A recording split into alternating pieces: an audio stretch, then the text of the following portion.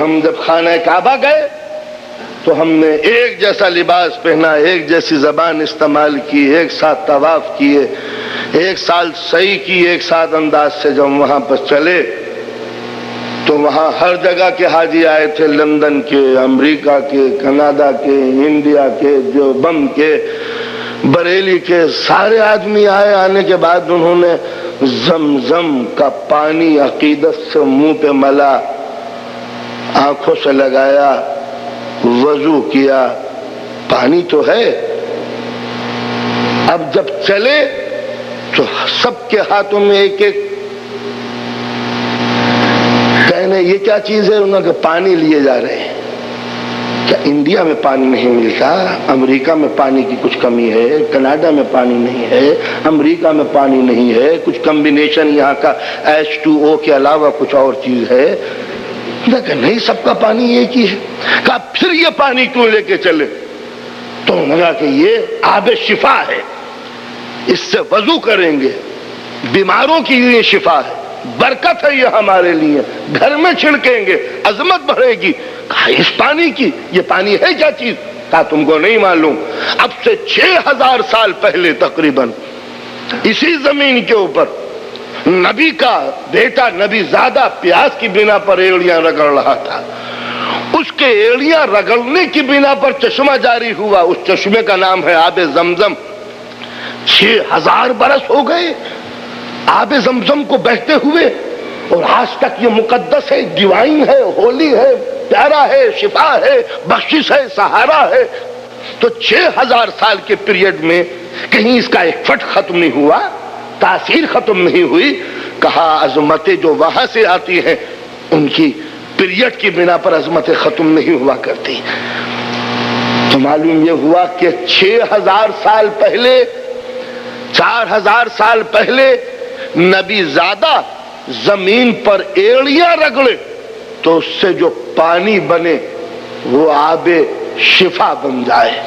تو اگر کسی زمین کے اوپر کسی نبی زادے کا خون بہ جائے تو کیا وہاں کی مٹی خاک شفا نہیں ہو سکتی؟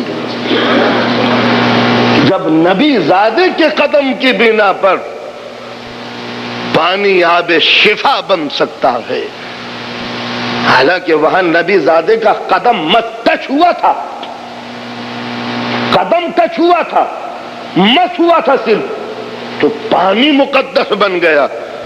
اور جس زمین میں خون پہ وسط ہو جائے سید المرسلین کے لال کا، وہ مٹی مقدس نہ بن سکے۔ تو جب آب زمزم سے وضو کے لیے پانی لایا جا سکتا ہے تو پھر خاک شفا بھی سجدے کے لیے لائی جا سکتی ہے۔ اب آپ یہ نہیں کہیں گے کہ یہ بت پرستی ہے، میں کہتا ہوں جب پانی لانا بت پرستی نہیں ہے تو پھر خاک شفا پہ جبیں جھکانی بت پرستی کیسے ہے؟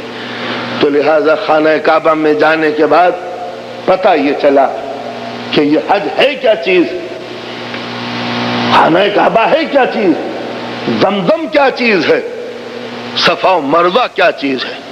معلوم ہوا کہ کچھ مقدس ہستیاں یہاں پر آئی تھیں، باپ اور بیٹے نے مل کے اللہ کی عبادت کے لیے گھر بنایا تھا۔ سبحان اللہ، اگر معصوم باپ بیٹے مل کر پتھر جوڑ کے گھر بنا لے تو وہ خانہ کعبہ بن جائے، اور معصوم باپ اور بیٹے مل کر لاشوں کا اتنے انبار لگا دیں تو کربلا کے 72 شہید عظمتوں کا مرکز نہ بنے۔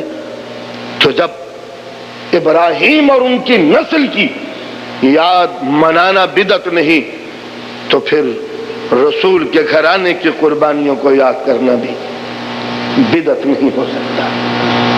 جب صفا و مروہ کے درمیان دوڑنا ہر مسلمان پر واجب ہے، جبکہ صفا و مروہ کے درمیان ایک بے چین ماں دوڑی تھی بچے کی پانی کی تلاش و جستجو میں، تو قدرت کو ماں کی بے چینیاں اتنی پسند آئی، ماں کی بے چینیاں اتنی پسند آئی کہ ان کو سمیٹ کر مسلمانوں پر واجب قرار دے دیا کہ اگر کوئی مسلمان حج کے بعد یہ سعی نہ کرے تو اس کی صحیح رائے گاہ ہوگی، اس کا حج ناقص ہوگا، وہ گنہگار ٹھہرے گا۔ تو یہ دو پہاڑوں کے درمیان ایک ماں بے چین ہو کے دوڑی تھی، اس کی یاد منانا ہمارے لیے ضروری ہو گیا۔